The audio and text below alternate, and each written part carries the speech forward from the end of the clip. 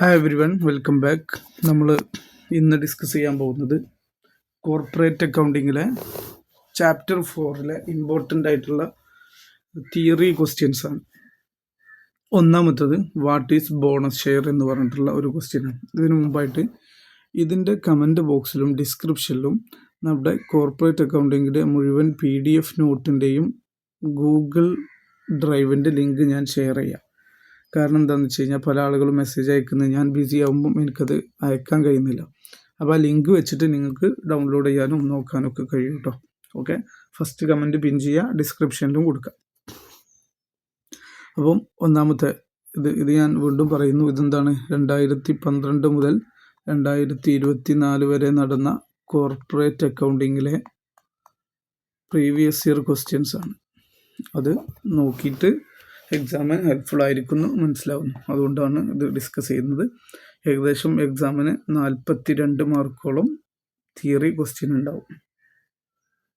What is bonus share? Bonus share എന്ന് പറഞ്ഞാൽ എന്താണ്? ഒന്നാമത്തെ question, a bonus share is issued by a company to existing share holders free of cost. Existing share ഹോൾഡേഴ്സിന് free ആയിട്ട് കൊടുക്കുന്നതാണ് bonus share എന്ന് പറയുന്നത്. ഇതെങ്ങനെ കൊടുക്കുക? In proportion to the number of shares already holds. അവർ എത്ര നമ്പർ ഷെയർ ആണോ ഹോൾഡ് ചെയ്യുന്നത് അതിൻ്റെ പ്രൊപ്പോർഷനിലാണ് കൊടുക്കുക.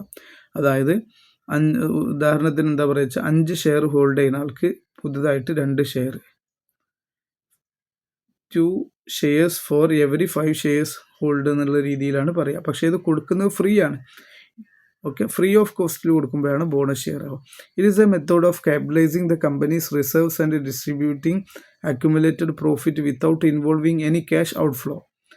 കമ്പനിയുടെ ഒരു ക്യാഷ് പോകാതെ കമ്പനിയുടെ റിസർവും അക്യുമുലേറ്റഡ് പ്രോഫിറ്റും ഒക്കെ ക്യാപിറ്റലൈസ് ചെയ്യുന്ന, അതായത് ക്യാപിറ്റലാക്കി മാറ്റുന്ന പ്രക്രിയയാണ് ഇതെന്ന് പറയുന്നത്. അങ്ങനെ ചെയ്യുന്നൊരു മെത്തേഡാണ് ഈ ബോണസ് ഷെയർ എന്ന് പറയുന്നത്. Cash out flow from companies bank account. Okay, already ഇല്ലേ, അത് ക്യാഷ് ഫ്ലോ മനസ്സിലാക്കുക. ഇനി റൈറ്റ് ഇഷ്യൂ എന്ന് പറഞ്ഞാൽ എന്താണ്? റൈറ്റ് ഇഷ്യൂ എന്ന് പറഞ്ഞാൽ ഇതും എക്സിസ്റ്റിംഗ് ഷെയർ ഹോൾഡേഴ്സിന് കൊടുക്കുന്നതാണ്. പക്ഷേ എക്സിസ്റ്റിംഗ് ഷെയർ ഹോൾഡേഴ്സിന് വെറുതെ കൊടുക്കുകയാണെങ്കിൽ അത് ബോണസ് ഷെയർ ആണ്. ഇവിടെ എന്താ ഉണ്ടാവുക എന്ന് വെച്ച് കഴിഞ്ഞാൽ 100 രൂപേൻ്റെ ഒരു ഷെയർ ആയിരിക്കും. ഈ ഷെയർ മാർക്കറ്റിൽ ഇപ്പോൾ നമ്മുടെ സ്റ്റോക്ക് മാർക്കറ്റിൽ ഇത് ട്രേഡ് ചെയ്തുകൊണ്ടിരിക്കുന്നത് ചിലപ്പോൾ 160 രൂപക്കൊക്കെ ആയിരിക്കും. അപ്പോൾ നമ്മുടെ എക്സിസ്റ്റിംഗ് ഷെയർ ഹോൾഡേഴ്സിന് ഒരു 120 രൂപക്കൊക്കെ ഇത് എന്ത് ചെയ്യുക, കൊടുക്കുക. മാർക്കറ്റ് പ്രൈസിനെ കമ്പയർ ചെയ്യുമ്പോൾ ഇത് കുറച്ച് കുറഞ്ഞ എമൗണ്ടിനായിരിക്കും ഇത് കൊടുക്കുന്നുണ്ടാവുക. അങ്ങനെ എക്സിസ്റ്റിംഗ് ഷെയർ ഹോൾഡേഴ്സിന് കൊടുക്കുന്ന ഷെയറിനാണ് റൈറ്റ് ഇഷ്യൂ എന്ന് പറയുന്നത്. A right issue is an invitation extended by a company to existing share holders to subscribe for additional shares at a predetermined price. ഒരു മുൻകൂട്ടി നിശ്ചയിക്കപ്പെട്ട പ്രൈസിൽ അഡീഷണൽ ഷെയർ സബ്സ്ക്രൈബ് ചെയ്യാൻ വേണ്ടിയിട്ട് existing share ഹോൾഡേഴ്സിന് കൊടുക്കുന്ന ഒരു ഇൻവിറ്റേഷനാണ്. ആര് ഇൻവൈറ്റ് ചെയ്യുന്നതാണ്? നമ്മുടെ കമ്പനി. ആർക്ക്? Existing share holders. Which is typically discounted compare to the current market price. Market പ്രൈസിനെ കമ്പയർ ചെയ്യുമ്പോൾ ഇത് ടിപ്പിക്കലി എന്താണ്, കുറച്ച് ഡിസ്കൗണ്ട് ചെയ്തിട്ടാണ് കൊടുക്കുന്നുണ്ടാവുക. The offer is made proportional to the number of shares they already own. Already own ചെയ്യുന്ന ഷെയറിന് proportionate ആയിട്ടാണ് എന്ത് ചെയ്യുക, അത് കൊടുക്കുക. The purpose is to primarily raise to raise capital. ഇതിൻ്റെ പർപ്പസ് എന്താണ്? ക്യാപിറ്റൽ റേസ് ചെയ്യുക എന്ന് മാത്രമല്ല, കമ്പനി പുതിയ ഷെയർ ക്യാപിറ്റൽ റേസ് ചെയ്യുന്നുണ്ടെങ്കിൽ അത് നിലവിൽ എക്സിസ്റ്റിംഗ് ഷെയർ ഹോൾഡേഴ്സ് അവിടെ ഉണ്ടെങ്കിൽ അവർക്ക് കൊടുത്തിട്ടേ പുതിയ ആളുകൾക്ക് കൊടുക്കാൻ പറ്റുള്ളൂ. അത് നിയമമാണ്. ഓക്കെ, ഇനി സ്റ്റോക്ക് സ്പ്ലിറ്റ് എന്താണെന്നുള്ളതാണ്. Stock split is a corporate action. ഇതൊന്നുമില്ല, നമ്മുടെ ഷെയർ ഉദാഹരണത്തിന് 1000 രൂപേൻ്റെ ഒക്കെ ഒരു ഷെയർ ഇത് മാർക്കറ്റിൽ ട്രേഡ് ചെയ്തുകൊണ്ടിരിക്കുകയാണ്. അപ്പോൾ കമ്പനി തോന്നുകയാണ് ഈ 1000 രൂപേൻ്റെ ഒരു ഷെയർ നമ്മളെ സംബന്ധിച്ചിടത്തോളം വലിയ എമൗണ്ടാണ്. അപ്പോൾ അത് നമുക്ക് എന്ത് ചെയ്യാം, 100 രൂപേൻ്റെ 10 ഷെയറാക്കി മാറ്റാം. 100 രൂപയുടെ 10 ഷെയറാക്കി മാറ്റാം. ഇങ്ങനെ ഷെയറാക്കി മാറ്റുന്നതിനെയാണ് നമ്മൾ എന്ത് പറയുന്നത്? ഇപ്പോൾ ഷെയറിൻ്റെ നമ്പർ കൂട്ടി ഫേസ് വാല്യൂ കുറച്ചു. എങ്ങനെ ചെയ്തത്? നമ്പർ കൂട്ടിയിട്ട് എന്ത് ചെയ്യുക, ഫേസ് വാല്യൂ കുറച്ച് ഡിവൈഡ് ചെയ്തിട്ടല്ലേ ചെയ്ത്. അങ്ങനെ ചെയ്യുന്നതിന് സ്റ്റോക്ക് സ്പ്ലിറ്റ് എന്ന് പറയാം. ഈ stock split is a corporate action. ഇതെന്താണ്? ഒരു കോർപ്പറേറ്റ് ആക്ഷനാണ്. അവിടെ A company increases total number of its outstanding shares outstanding shares എന്ത് ചെയ്യാണ്, ഇൻക്രീസ് ചെയ്യാണ്. ഇവിടെ 1000 രൂപേൻ്റെ ഒരു ഷെയർ ഉള്ളത് ഇപ്പോൾ 100 രൂപേൻ്റെ എന്താക്കിയാണ് 10 ഷെയർ ആക്കി മാറ്റില്ലേ. എങ്ങനെ? By dividing each existing shares into multiple share ആയിട്ട് ഡിവൈഡ് ചെയ്തിട്ട് ഒരു ഷെയറിനെ 10 ഷെയർ ആക്കി ഡിവൈഡ് ചെയ്തില്ല, അങ്ങനെ. അതെ, ഇതിന് ഉദാഹരണം എന്താണെന്ന് വെച്ച് കഴിഞ്ഞാൽ split means A share holder 2 share for every 1 currently hold. ഇയാൾക്ക് എന്താ കിട്ടുന്നത്? 2 for 1, 2 ഷെയർ, ഒരു ഷെയർ ഹോൾഡ് ചെയ്യുന്നതിന് 2 ഷെയർ കൊടുക്കുക. ഇവിടെ നമ്മൾ എന്തായിരുന്നു 10 for 1 ആയിരുന്നു, അതായത് 10 ഷെയറിന് 1. റിസൾട്ട് എന്താ ഉണ്ടാവുക? അത് total market capitalisation and the share holders total equity valuation remain unchange. ഷെയറിൻ്റെ ടോട്ടൽ എമൗണ്ടിലൊന്നും ഒരു മാറ്റം ഉണ്ടാവില്ല. പക്ഷേ പ്രൈസ് എന്ത് ചെയ്യും? കുറയും എന്നുള്ളതാണ്. പ്രൈസ് കുറയും. ഷെയറിൻ്റെ 1000 രൂപേൻ്റെ ഷെയർ എന്തായി മാറി? 100 രൂപേൻ്റെ ഷെയറായി മാറി. നമ്പർ ഓഫ് ഷെയറും കൂടും, പക്ഷേ ക്യാപിറ്റൽ എന്തെങ്കിലും മാറ്റം ഉണ്ടാവുമോ? ഇപ്പോഴും 1000 രൂപ തന്നെ, ഇപ്പോഴും 1000 രൂപ തന്നെ, 2 കേസ്. ഇനി ക്യാഷ് ബോണസ് എന്ന് പറഞ്ഞാൽ എന്താ? കമ്പനി എന്ത് ചെയ്യാണ്? ക്യാഷായിട്ട് ബോണസ് കൊടുക്കുകയാണ്. നോർമലി അങ്ങനെ കൊടുക്കാറില്ല കേട്ടോ, ചോദിച്ചൊരു ക്വസ്റ്റ്യൻ ആയതുകൊണ്ട് പറയാന്നേ ഉള്ളൂ. A cash bonus is a special or one time cash payment made by a company to its share holders distinct from the regular or periodic dividend. റെഗുലറും പീരിയോഡിക്കും ഇൻ്റർവെല്ലിന് പുറമെ കൊടുക്കുന്നതാണ്. Okay, it is typically distributed out of surplus profit. എന്നാണ് കൊടുക്കുക. Earned in a period of exceptional performance. Exceptional ആയിട്ടുള്ള performance ഉണ്ടാകുന്ന സമയത്ത്, or from an extra ordinary income source. Extra ordinary ആയിട്ട് സാധാരണ കിട്ടുന്നതിനേക്കാളും നമുക്ക് എന്ത് ചെയ്യണം? ഇൻകം കിട്ടുകയാണ് അങ്ങനെയൊക്കെ സമയത്ത്. അൺലൈക്ക് ബോണസ് ഇഷ്യൂൻ്റെ മാതിരിയല്ല, a cash bonus distribute actual cash. അവിടെ ആക്ച്വൽ ക്യാഷ് തന്നെ എന്ത് ചെയ്യുന്നുണ്ട്? ഡിസ്ട്രിബ്യൂട്ട് ചെയ്യുന്നുണ്ട്. അപ്പോൾ എന്ത് ചെയ്യുന്നു? അങ്ങനെ ചെയ്യുന്നതിൻ്റെ റിസൾട്ട് എന്താണ്? കമ്പനീൻ്റെ ക്യാഷ് റിസർവ് എന്ത് ചെയ്യും? കുറയും. ക്യാഷ് കുറയൂലേ? അപ്പോൾ ക്യാഷായിട്ട് ആളുകൾക്ക് എക്സ്ട്രാ ഓർഡിനറി സിറ്റുവേഷനിൽ കൊടുക്കുന്നതാണ് ക്യാഷ് ബോണസ് എന്ന് പറയുന്നത്. ഇനി കുറച്ചും കൂടെ എസ് എന്ന് പറഞ്ഞാൽ ആണ് ഇവിടെ ചോദിച്ചത്, പക്ഷേ നിങ്ങൾ 6 മാർക്കിൻ്റെ ഏരിയയിൽ പ്രതീക്ഷിച്ചാൽ മതി. What you mean by bonus issue? അത് നമ്മൾ ഓൾറെഡി പറഞ്ഞു. അതിൻ്റെ അഡ്വാൻറ്റേജും ഡിസഡ്വാൻറ്റേജും ആണ് ഡിസ്കസ് ചെയ്യാൻ പോകുന്നത് കേട്ടോ. അഡ്വാൻറ്റേജ് ഇതിലെടുത്തിട്ടുള്ളൂ, ഡിസഡ്വാൻറ്റേജ് അപ്പുറത്തുണ്ട്. ഓക്കെ, ആദ്യം അഡ്വാൻറ്റേജ് നോക്കാം. കൺവേർഷൻ ഓഫ് ക്യാഷിനെ കൺവേർട്ട് ചെയ്യാൻ പറ്റും, ബോണസ് ഷെയർ കൊടുക്കുക എന്നുള്ളത്. ദ കമ്പനി റീറ്റെയിൻസ് കൺവേർഷൻ എന്നല്ല, കൺസർവേഷൻ ഓഫ് ക്യാഷിനെ കൺസർവേറ്റ് ചെയ്ത് ഇവിടെ നിർത്തുന്നുണ്ട്. The company retains cash for internal growth, working capital, debt repayment, while still rewarding share ഹോൾഡേഴ്സിനെ കൃത്യമായി റിവാർഡ് കൊടുക്കുന്നതോടുകൂടെ കമ്പനീൻ്റെ ക്യാപിറ്റലിനെ ക്യാഷിനെ കമ്പനിക്ക് സംരക്ഷിക്കാൻ കഴിയുന്നുണ്ട്. അതൊരു അഡ്വാൻറ്റേജാണ്. ബോണസ് ഷെയർ കൊടുക്കുമ്പോഴേ വെറുതെ കൊടുക്കല്ലേ, അത് റിസർവിൽ നിന്ന് എടുത്തു കൊടുക്കല്ലേ, ക്യാഷ് എടുത്തു കൊടുക്കുന്നുണ്ടോ? ഇല്ല. എന്നാൽ അതൊക്കെ എടുത്ത് ഡിവിഡൻഡ് കൊടുത്താൽ ക്യാഷ് കമ്പനിയിൽ നിന്ന് പോകില്ലേ? അതാണ്.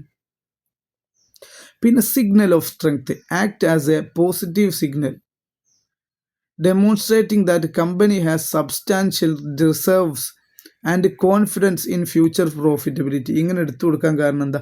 കമ്പനീൻ്റെ ബാക്കിയുള്ള പ്രോഫിറ്റാണ് എന്ത് ചെയ്യുന്നത്? എടുത്തു കൊടുക്കുന്നത്. അതുകൊണ്ട് തന്നെ ഇതെന്താണ്? ഒരു പോസിറ്റീവ് സിഗ്നലാണ്. അതായത് കമ്പനിക്ക് അത്യാവശ്യം റിസർവ് ഉണ്ട് എന്ന് മാത്രമല്ല, അടുത്ത കാലങ്ങളിൽ നമ്മൾ നല്ല ഉഷാറാക്കി പ്രോഫിറ്റ് ഉണ്ടാക്കും എന്നും പറയുന്നുണ്ട്. Improved liquidity. Lowering the market price per share makes the stock more accessible to small investors. ഇതെന്താണെന്ന് വെച്ച് കഴിഞ്ഞാൽ ചെറിയ ഷെയർ ഹോൾഡേഴ്സിനെ സംബന്ധിച്ചിടത്തോളം ഇത് നോർമലി ബോണസ് ഷെയർ ഇഷ്യൂ ചെയ്ത് കഴിഞ്ഞാൽ അത് കഴിഞ്ഞ ഉടനെ മാർക്കറ്റ് പ്രൈസ് അങ്ങോട്ട് കുറയും. ഇതിപ്പോൾ എൻ്റെ കേസിൽ തന്നെ ഞാനൊരു ഷെയർ വാങ്ങിയിട്ട് അങ്ങനെ ഉണ്ടായിരുന്നു. എനിക്ക് പേഴ്സണലി എക്സ്പീരിയൻസ് ചെയ്ത 7 രൂപയുടെ ഒരു ഷെയർ ആയിരുന്നു, എസെൻഷ്യ ഗ്ലോബൽ എന്ന് പറഞ്ഞിട്ടുള്ള. അത് വാങ്ങിയതിന് ശേഷം അതിൻ്റെ വില താഴോട്ട് ഇങ്ങോട്ട് പോന്നു. വാങ്ങി അതിന് ശേഷം എൻ്റെ അടുത്തൊരു 300 ഷെയർ ഇട്ടുണ്ടായിരുന്നു. അതിന് ശേഷം അത് വാങ്ങി ബോണസ് ഷെയർ കഴിഞ്ഞതോടുകൂടി അതിൻ്റെ വില താഴോട്ട് ഒരു 3.5 അങ്ങനെ എന്തോ ആയി. അതാണ് ഉദ്ദേശിച്ചത്. ലിക്വിഡിറ്റി കൂടും. അത് സ്മോൾ ഇൻവെസ്റ്റേഴ്സിനെ സംബന്ധിച്ചിടത്തോളം എന്താവും? പിന്നെ ആക്സസബിൾ ആയി മാറും. അതുകൊണ്ട് തന്നെ അതിൻ്റെ ഷെയർ മാർക്കറ്റിൽ എന്ത് ചെയ്യും, അതിൻ്റെ ട്രേഡിംഗ് വോളിയം നല്ലോണം ഇൻക്രീസ് ചെയ്യും. അടുത്തത് cost and capital, capitalisation of profit turns reserve into permanent capital, നമ്മുടെ ക്യാപിറ്റലായി മാറുകയാണ്. റിസർവ് എപ്പോഴും എടുത്ത് ആ റിസർവ് അവിടെ നിൽക്കുമ്പോൾ നമ്മൾ കുറച്ച് ഡിവൈഡ് ചെയ്ത് കൊടുക്കുക, ഡിവിഡൻഡ് കൊടുക്കാൻ ചിന്തിക്കും. പക്ഷേ അങ്ങനെയല്ല, ഇതെന്തായി മാറും, പെർമനൻറ്റ് ക്യാപിറ്റലായി മാറും. Improving companies perceived capital base, കമ്പനിയുടെ ക്യാപിറ്റൽ ബേസ് എന്ത് ചെയ്യും, ഇൻക്രീസ് ചെയ്യും. ഇതൊക്കെയാണ് അഡ്വാൻറ്റേജ് പറയുന്നത്. ഡിസഡ്വാൻറ്റേജ് എന്താണ്, ഫ്യൂച്ചർ പേ ഔട്ട് കൂടും. എന്താ, ഡിവിഡൻഡ് കൊടുക്കുന്ന സമയത്ത് കൂടുതൽ ഡിവിഡൻഡ് കൊടുക്കൂലേ, ഇനി ആദ്യം 100 ഷെയർ ഉള്ളതിന് ഡിവിഡൻഡ് കൊടുത്താൽ മതി. ഇനിയിപ്പോൾ ബോണസ് കൊടുത്തപ്പോൾ എന്തായി, കമ്പനീൻ്റെ അടുത്ത് എന്തായി 150 ഷെയർ ആയി കരുതുക, അപ്പോൾ അതിനും കൂടെ ഡിവിഡൻഡ് കൊടുക്കണ്ടേ. If company maintain the same dividend rate per share, company കഴിഞ്ഞ വർഷങ്ങളൊക്കെ കൊടുത്ത പോലെ ഈ വർഷം സെയിം ഡിവിഡൻഡ് റേറ്റ് കൊടുക്കുകയാണെന്നുണ്ടെങ്കിൽ the total cash dividend pay out will increase straining future cash flow. അങ്ങനെ ആകുമ്പം ഫ്യൂച്ചർ ക്യാഷ് ഫ്ലോയിൽ നല്ല സ്ട്രെയിൻ ചെയ്യും എന്നുള്ളതാണ്. Okay, lower EPS. ഇനി കമ്പനി എന്ത് ചെയ്യാണ്, പിന്നെ ഏണിംഗ് പെർ ഷെയർ കുറയും എന്നുള്ളതാണ്. അതായത് കമ്പനി പ്രോഫിറ്റ് ഉണ്ടാക്കിയത് 1 ലക്ഷമാണ്.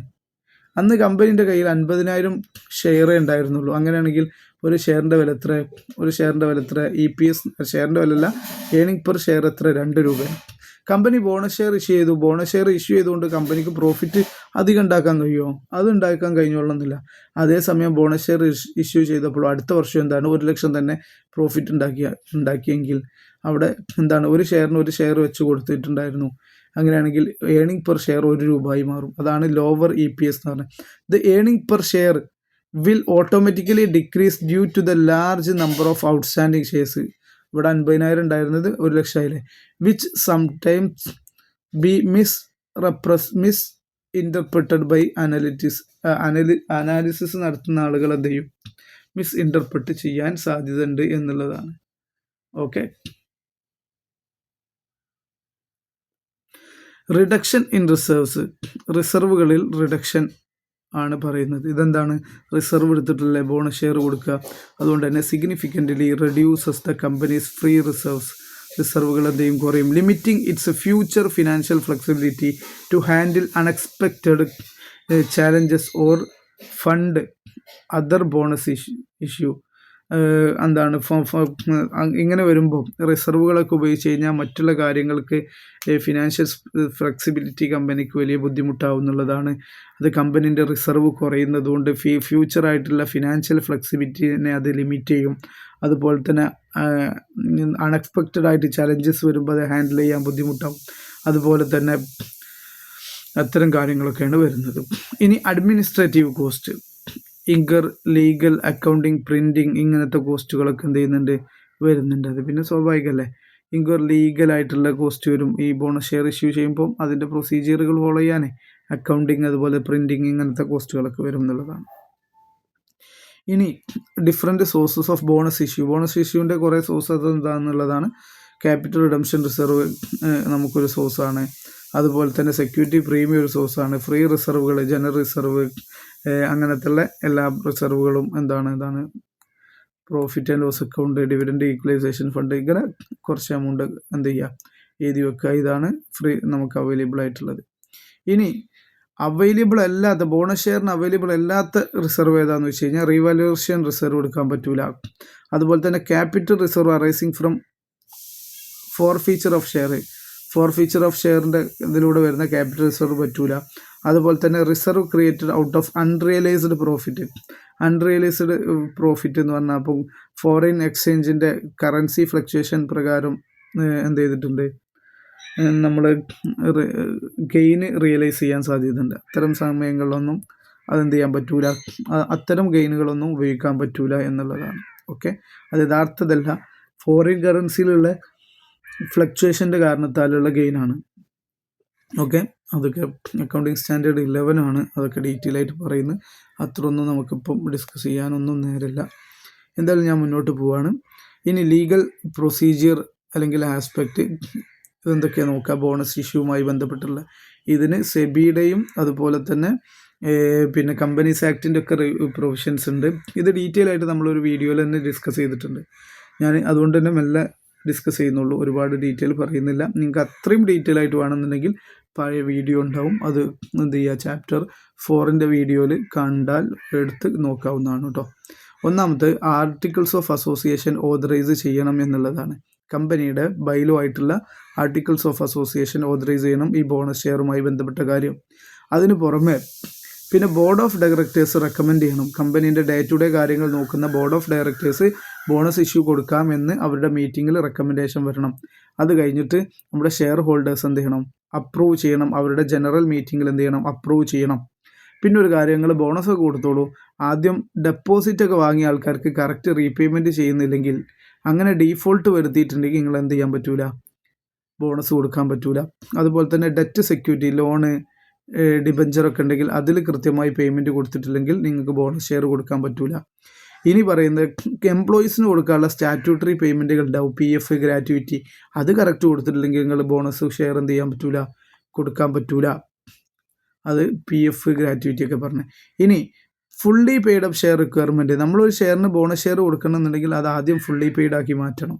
ഓക്കെ, ഫുള്ളി പെയ്ഡ് ആയാൽ മാത്രമേ അതിന് ബോണസ് ഷെയർ കൊടുക്കാൻ പറ്റുള്ളൂ. അതായത് പാർട്ട്ലി പെയ്ഡ് ഉണ്ടാക്കാൻ പറ്റൂല, അത് ഫുള്ളി പെയ്ഡ് ആവണം. ഇതിന് സെബി റെഗുലേഷനും ഉണ്ട്. അതിൽ പറയുന്ന കാര്യം എന്താ വെച്ചാൽ, ഒന്ന് no dilution of right dilute ചെയ്യാൻ പറ്റൂല. ആരുടെ, കൺവേർട്ടബിൾ ആയിട്ടുള്ള ഡിബഞ്ചറും മറ്റൊക്കെ കീപ്പ് ചെയ്യുന്ന ആളുകളുടെ റൈറ്റിൽ ഡൈല്യൂഷൻ നടത്താൻ പറ്റൂല എന്നുള്ളതാണ്. അതെന്താണെന്ന് വെച്ച് കഴിഞ്ഞാൽ, പിന്നെ കൺവേർട്ട് ചെയ്ത് കഴിഞ്ഞാൽ അവരുടെ ഷെയറിൻ്റെ പ്രൊപ്പോർഷൻ വരുമ്പം അതിന് മുമ്പും എക്സിസ്റ്റിംഗ് ഷെയർ ഹോൾഡേഴ്സിന് മാത്രം ബോണസ് കൊടുത്താൽ കൺവേർട്ട് ചെയ്യപ്പെട്ട് കഴിഞ്ഞാൽ ആ ഡിബഞ്ചർ ഹോൾഡേഴ്സിന് പിന്നെന്ത് ചെയ്യൂല, അത്രയും കിട്ടൂല. ആ ഒരു റൈറ്റ് എന്ത് ചെയ്യും, കുറയും. ഉദാഹരണത്തിന് 1000 ഷെയറാണ് ഇപ്പോൾ നിലവിലുള്ളത്. അതുപോലെ തന്നെ 500 ഡിബഞ്ചർ ഹോൾഡേഴ്സ് ഇനി ഇങ്ങോട്ട് വരാനുണ്ട്, കൺവേർട്ട് ചെയ്ത് വരാനുണ്ട്. അപ്പോൾ ഈ 500 വരുന്നതിന് മുൻപായിട്ട് ഇവർക്കൊക്കെ ഒരു ഷെയറും കൂടെ കൊടുത്തു. അങ്ങനെ ഇവർക്ക് 2000 മാറി. അപ്പോൾ ഇവർക്കിത് കൊടുക്കുന്നില്ല, കൺവേർട്ടബിൾ ഡിബഞ്ചർ ഹോൾഡേഴ്സിന്. അപ്പോൾ ഇവർക്ക് 500 ഉണ്ടാവുള്ളൂ. അപ്പോൾ ഇവിടെ പ്രൊപ്പോർഷനിൽ വലിയ മാറ്റം വന്നു. അങ്ങനെ അവരുടെ റൈറ്റിൽ, അപ്പോൾ ഇവർക്ക് ഇവിടെ എന്തായിരുന്നു, ഈ 1500 ടോട്ടൽ ഷെയറിൽ 500 1/3 ഉണ്ടായിരുന്നു. ഇവിടെ 2500 500 ഉള്ളൂ. അപ്പോൾ ഇത്ര ഒരു 20% വരുന്നുള്ളൂ. ഇവിടെ 33% റൈറ്റ് ഉണ്ടായിരുന്നിടത്ത് ഇവിടെ 20% റൈറ്റിലേക്ക് എത്തുന്നുള്ളൂ. അപ്പോൾ അത് അങ്ങനെ പറ്റൂല എന്നുള്ളതാണ് ഉദ്ദേശിച്ചിട്ടുള്ളത്. ഓക്കെ, കൺവേർട്ട് ചെയ്യുന്ന ഡിബഞ്ചർ ഹോൾഡേഴ്സ് ഉണ്ടെങ്കിൽ അവരുടെ റൈറ്റിൽ ഡൈല്യൂഷൻ വരാൻ പാടില്ല. പിന്നെ റീവാലുവേഷൻ റിസർവിനെ ക്യാപിറ്റലൈസ് ചെയ്യാൻ പാടില്ല എന്ന് പറയുന്നുണ്ട്. ഓക്കെ, ഫിക്സഡ് അസറ്റൊക്കെ റീവാല്യൂ ചെയ്തിട്ട് കിട്ടുന്ന ഇത് അത് എടുത്തിട്ട് പിന്നെ എന്ത് ചെയ്യാൻ പാടില്ല, ബോണസ് കൊടുക്കാൻ പാടില്ല. പിന്നെ വീണ്ടും സെബി പറയുന്ന മെയിൻ പോയിന്റ് തന്നെയാണ്, നേരത്തെ കമ്പനീസ് ആക്ട് പറഞ്ഞത് തന്നെ സെബി റെഗുലേഷനും പറയുന്നത്, ഡെപ്പോസിറ്റിനും ഡെറ്റ് സെക്യൂരിറ്റിനും ഒന്നും എന്ത് ചെയ്യാൻ പാടില്ല, ഡീഫോൾട്ട് വരുത്താൻ പാടില്ല. അതുപോലെ തന്നെ എംപ്ലോയീസിന് കൊടുക്കുന്ന സ്റ്റാറ്റ്യൂട്ടറി പേയ്മെൻറ്റിൽ ഡീഫോൾട്ട് വരുത്താൻ പാടില്ല. പിന്നെ നമ്മൾ വൺസ് ഇതിൻ്റെ അപ്രൂവൽ കിട്ടിക്കഴിഞ്ഞാൽ 6 മാസത്തിനുള്ളിൽ എന്ത് ചെയ്യണം, ഇംപ്ലിമെൻറ്റ് ചെയ്യണം എന്നാണ് പറയുന്നത്. അപ്രൂവൽ കൃത്യമായി കിട്ടിക്കഴിഞ്ഞാൽ, ബോർഡ് ഓഫ് ഡയറക്ടേഴ്സിൻ്റെ അപ്രൂവൽ കിട്ടിക്കഴിഞ്ഞാൽ 6 മാസത്തിനുള്ളിൽ എന്ത് ചെയ്യണം, ഈ ബോണസ് ഷെയറിൻ്റെ എല്ലാ പരിപാടിയും തീർക്കണം. പിന്നെ ബോണസ് നോട്ട് ഇൻ ലിeu ഓഫ് ഡിവിഡൻറ്റിന് പകരമായിട്ട് ബോണസ് കൊടുക്കാൻ പറ്റൂല എന്ന് പറയുന്നുണ്ട്. അതുപോലെ തന്നെ ഇറീക്കവറബിലിറ്റി ഓഫ് ബോണസ് ഇഷ്യൂ, ഒരിക്കൽ ബോണസ് ഇഷ്യൂ അനൗൺസ് ചെയ്താൽ പിന്നെ അത് എന്ത് ചെയ്യാൻ പാടില്ല, റിവൈസ് ചെയ്യാൻ പാടില്ല, അത് റിവോക്ക് ചെയ്യാൻ പാടില്ല. അതാണ് ആ തീരുമാനം, റിവൈസ് ചെയ്യാൻ പാടില്ല. പിന്നെ റീവാലുവേഷൻ റിസർവിൻ്റെ റെസ്ട്രിക്ഷൻ, ഇത് ഓൾറെഡി മുകളിൽ പറഞ്ഞ അതേ പോയിന്റ് ഒന്നും കൂടെ സെബി റിപ്പീറ്റ് ചെയ്തതാണ്. ഓക്കെ, അത് ഉപയോഗിക്കാൻ പാടില്ല എന്നുള്ളത്. ഇനി ലാസ്റ്റ് ഒരു ക്വസ്റ്റ്യൻ, റിനൗൺസിയേഷൻ എന്താണെന്നുള്ളതാണ്. റിനൗൺസിയേഷൻ എന്ന് പറഞ്ഞാൽ റൈറ്റ് ഇഷ്യൂ കിട്ടുമ്പോൾ നല്ലോണം ശ്രദ്ധിക്കുക. റൈറ്റ് ഇഷ്യൂ ആവുന്ന സമയത്ത്, റൈറ്റ് ഇഷ്യൂ എന്താണ്, മാർക്കറ്റ് പ്രൈസിൽ 150 രൂപ വിലയുള്ള സാധനമാണ് നമ്മൾ എന്ത് ചെയ്യുന്നത്, 120 രൂപയ്ക്ക് നമ്മുടെ എക്സിസ്റ്റിംഗ് ഷെയർ ഹോൾഡറിന് കൊടുക്കുന്നത്. അപ്പോൾ ഈ എക്സിസ്റ്റിംഗ് ഷെയർ ഹോൾഡർ 120 രൂപയ്ക്ക് കിട്ടുന്ന ഈ എമൗണ്ട് ഇത് ഇയാൾക്ക് വാങ്ങാൻ താല്പര്യമില്ല. അപ്പോൾ അയാൾക്ക് വാങ്ങാനുള്ള ഈ അർഹത, ഈ റൈറ്റ് എന്ത് ചെയ്യാണ്, മറ്റൊരാൾക്ക് ട്രാൻസ്ഫർ ചെയ്ത് കൊടുക്കുക. പക്ഷേ അയാൾ മറ്റൊരാൾക്ക് ട്രാൻസ്ഫർ ചെയ്യുമ്പോൾ ചിലപ്പോൾ 120 ഉള്ളത് ഇത് മാർക്കറ്റിൽ 150 ഉള്ളതാണ്, അതുകൊണ്ട് എനിക്ക് 130 തരണം, എന്നാലും ഞാനിത് തരുള്ളൂ എന്ന് പറഞ്ഞു. അങ്ങനെ മറ്റൊരാൾക്ക് ട്രാൻസ്ഫർ ചെയ്ത് കൊടുക്കുന്ന, അങ്ങനെ റിലിങ്ക്വിഷ് ചെയ്യുന്നതിനാണ് റിനൗൺസിയേഷൻ എന്ന് പറയുന്നത്. ഇങ്ങനെ ഒരാളുടെ റൈറ്റ് മറ്റൊരാൾക്ക് റിലിങ്ക്വിഷ് ചെയ്യുന്നതിന് ഉപയോഗിക്കുന്ന വേർഡാണ് റിനൗൺസിയേഷൻ അല്ലെങ്കിൽ റിനൗൺസിയേഷൻ എന്ന് പറയുന്നത്. The right of renunciation is a critical feature of a right issue. Right ഇഷ്യൂവിലൊരു ഫീച്ചറാണ് it is the privilege given to an existing share holder. Existing share ഹോൾഡറിന് ഒരു പ്രിവിലേജ് കൊടുക്കുകയാണ് to transfer or sell their right transfer ചെയ്യാൻ. അല്ലാതെ share അല്ല, share കൊടുക്കുന്നതിന് മുന്നേ തന്നെ ആ റൈറ്റ് ട്രാൻസ്ഫർ ചെയ്യാണ്. To subscribe the new shares to any other person, ഏതൊരാൾക്കും കൊടുക്കാം. അയാളാണ് റിനൻസിയൻ്റ് എന്ന് പറയുന്നത്. ഇത് എന്തിനാന്ന് വെച്ച് കഴിഞ്ഞാൽ since the right share are offered at ഡിസ്കൗണ്ടിൽ ഓഫർ ചെയ്യുന്നത് കൊണ്ട് തന്നെ the right to buy them is valuable. അല്ലേ, മാർക്കറ്റിൽ 150 ഉള്ളത് 120 കൊടുക്കില്ല. അപ്പോൾ ഇവരുടെ റൈറ്റിന് എന്തുണ്ട്, ഒരു വാല്യൂ ഉണ്ട്. ഓക്കെ, ഇതിൻ്റെ മെക്കാനിസം എങ്ങനെയാണെന്ന് വെച്ച് കഴിഞ്ഞാൽ ഒരു ലെറ്റർ ഓഫ് റിനൻസിയേഷനൊക്കെ കൊടുക്കണം. അതിനെ ബേസ് ചെയ്തിട്ടാണ്. അത്രയൊന്നും ഡീറ്റെയിൽ ആയിട്ട് നോക്കണ്ട. എന്തായാലും ഇത് റിനൻസിയേഷൻ എന്താണെന്ന് മനസ്സിലാക്കി വെക്കുക കേട്ടോ. ഇനി റൈറ്റ് ഇഷ്യൂവിൻ്റെ അഡ്വാൻറ്റേജ് ഉണ്ട്. റൈറ്റ് ഇഷ്യൂവിൻ്റെ അഡ്വാൻറ്റേജ് എന്താണെന്നുള്ളൊരു ക്വസ്റ്റ്യൻ ഉണ്ട്. അത് നോക്കാം. എന്താണ്, ലോവർ കോസ്റ്റിൽ കിട്ടും എന്നുള്ളതാണ് അല്ലേ. It is generally less expensive than public offering. IPO-നേക്കാളും ലോവർ കോസ്റ്റാണ്. നമ്മൾ എക്സിസ്റ്റിംഗ് ഷെയർ ഹോൾഡേഴ്സിന് കൊടുക്കല്ലേ, അതുകൊണ്ട് തന്നെ അണ്ടർ റൈറ്റേഴ്സിന് കമ്മീഷൻ കൊടുക്കേണ്ട, വലിയ പരസ്യം ചെയ്യേണ്ട, അങ്ങനെയൊക്കെ വരുമ്പോൾ അതൊരു അഡ്വാൻറ്റേജാണ്, കമ്പനിക്കുള്ളതാണ്. ഇഷ്യൂ ചെയ്യുന്ന കമ്പനിക്കുള്ള അഡ്വാൻറ്റേജാണ് പറയുന്നത്. Speed and certainty. പിന്നെന്താ, ഇത് നമ്മളെ എക്സിസ്റ്റിംഗ് ഷെയർ ഹോൾഡേഴ്സിന് തന്നെ കൊടുക്കുന്നതല്ലേ റൈറ്റ് ഇഷ്യൂ എന്ന് പറയുന്നത്. അതുകൊണ്ട് ഇത് കുറച്ചും കൂടെ ഫാസ്റ്ററാണ്. അതുപോലെ തന്നെ സെർട്ടനിറ്റി, ഇത് മിനിമം സബ്സ്ക്രിപ്ഷനൊക്കെ കിട്ടും എന്നുള്ളത് സക്സസ് ആണ്, അത് സെർട്ടൈൻ ആണ്. അത്തരം കാര്യങ്ങളുണ്ട്. പിന്നെ മെയിൻറ്റെയിൻഡ് കൺട്രോൾ. എക്സിസ്റ്റിംഗ് ഷെയർ ഹോൾഡേഴ്സിൻ്റെ എന്ത് ചെയ്തില്ല, റൈറ്റ് പോകൂല. പുതിയ ആൾക്കാർ വരുമ്പോൾ അവരുടെ വോട്ടിംഗ് റൈറ്റ് ഒക്കെ കുറയൂലേ. പക്ഷെ ഇത് എക്സിസ്റ്റിംഗ് ഷെയർ ഹോൾഡേഴ്സിന് അവർ ഹോൾഡ് ചെയ്യുന്ന അതേ പാറ്റേണിൽ തന്നെ കൊടുക്കുന്നത് കൊണ്ട് തന്നെ അവരുടെ കൺട്രോള്, വോട്ടിംഗ് ഓണർഷിപ്പ് കൺട്രോളൊന്നും എന്ത് ചെയ്യില്ല, നഷ്ടപ്പെടില്ല. പിന്നെ പ്രിയംറ്റീവ് ഷെയർ ഹോൾഡറിനുള്ളത് എന്താണ്, ഇതൊരു പ്രിയംറ്റീവ് റൈറ്റ് പ്രൊട്ടക്ഷനാണ്. പ്രിയംറ്റീവ് റൈറ്റ് എന്ന് പറഞ്ഞാൽ എന്താ, വേറെ ആർക്കും കൊടുക്കുന്നതിന് മുമ്പ് ഇവർക്ക് കൊടുക്കണം. അപ്പോൾ ഇവർക്കൊരു പ്രിയംറ്റീവ് റൈറ്റ് പ്രൊട്ടക്ഷൻ ഉണ്ട്. പ്രിയംറ്റീവ് റൈറ്റ് എന്ന് പറഞ്ഞു കഴിഞ്ഞാൽ നമ്മളിപ്പോൾ വീട്ടിലൊരു ചോക്ലേറ്റൊക്കെ കൊണ്ടുവന്ന ചെറിയ കുട്ടികളുണ്ടാവും, എനിക്ക് ആദ്യം തന്നിട്ട് മറ്റവർക്ക് കൊടുക്കാൻ പറ്റുള്ളൂ, അവർ കരയൊക്കെ ചെയ്യും. അപ്പോൾ വീട്ടിലൊരു അപ്രഖ്യാപിത നിയമം ഉണ്ടാവും, ആ ചെറിയ കുട്ടിക്ക് കൊടുത്തിട്ടേ ബാക്കിയുള്ളവർക്ക് കൊടുക്കാൻ പറ്റുള്ളൂ എന്ന്. അപ്പോൾ അവിടെ വീട്ടിനുള്ളിലുള്ള ഒരു പ്രിയംറ്റീവ് റൈറ്റാണ് ഇവൻ ആദ്യം കൊടുക്കണം എന്നുള്ളത്. അതേപോലെ എക്സിസ്റ്റിംഗ് ഷെയർ ഹോൾഡേഴ്സിന് കിട്ടുന്നൊരു പ്രിയംറ്റീവ് റൈറ്റാണ് എന്ത്, ആദ്യം അവർക്ക് കൊടുത്തിട്ട് അവർക്ക് താല്പര്യമില്ലെങ്കിൽ മാത്രമേ വേറെ ആളുകൾക്ക് കൊടുക്കാൻ പാടുള്ളൂ. അതാണ് എക്സിസ്റ്റിംഗ് ഷെയർ ഹോൾഡേഴ്സിൻ്റെ ഒരു അഡ്വാൻറ്റേജ്. പിന്നെ മറ്റേ ഡിസ്കൗണ്ട്, ഷെയർ ഹോൾഡേഴ്സിന് എന്ത് ചെയ്യാണ്, ഡിസ്കൗണ്ടിൽ കിട്ടുക എന്നുള്ളൊരു ഓപ്പർച്യൂണിറ്റി ഉണ്ട് മാർക്കറ്റ് പ്രൈസിനെക്കാട്ടും അപേക്ഷിച്ചിട്ട്. ഇത് ഷെയർ ഹോൾഡേഴ്സിനുള്ള ബെനിഫിറ്റ് ആണെങ്കിൽ ഇത് കമ്പനിക്കുള്ള അഡ്വാൻറ്റേജസ് ആണ് പറയുന്നത്. പിന്നെ ഫിനാൻഷ്യൽ ഫ്ലെക്സിബിലിറ്റി. റിനൻസിയേഷൻ ഉള്ളതുകൊണ്ട് തന്നെ അവർക്ക് വേണമെങ്കിൽ ഇത് വിൽക്കാമല്ലോ, അങ്ങനെ എക്സ്ട്രാ പൈസ എന്ത് ചെയ്യുക, പ്രോഫിറ്റൊക്കെ ഉണ്ടാക്കുക. ഇത്രയും കാര്യങ്ങളൊക്കെയാണ് പറയാനുള്ളത്. ഡീറ്റെയിൽ ആയിട്ട് നല്ലപോലെ നോക്കുക. PYQs തിയറിയുടെ ഇമ്പോർട്ടൻസ് മനസ്സിലാക്കുക. പിന്നെ അതുപോലെ തന്നെ ഇതുവരെയുള്ള കോർപ്പറേറ്റ് അക്കൗണ്ടിങ്ങിനെ മുഴുവൻ പിന്നെ PDF-ഉം പല ആളുകളും കമൻറ്റ് ചെയ്തിട്ട് എനിക്ക് മെസ്സേജ് അയച്ചിട്ട് കൊടുക്കാൻ കഴിയുന്നില്ല. അതുകൊണ്ട് അത് നിങ്ങൾ എന്ത് ചെയ്യുക, ഈ പിന്നെ കമൻറ്റ് ബോക്സിലും ഡിസ്ക്രിപ്ഷനിലും ലിങ്ക് ഇടാം. നിങ്ങളത് ഉപയോഗിച്ചിട്ട് എന്ത് ചെയ്യുക, അത് ഡൗൺലോഡ് ചെയ്തെടുക്കുക കേട്ടോ.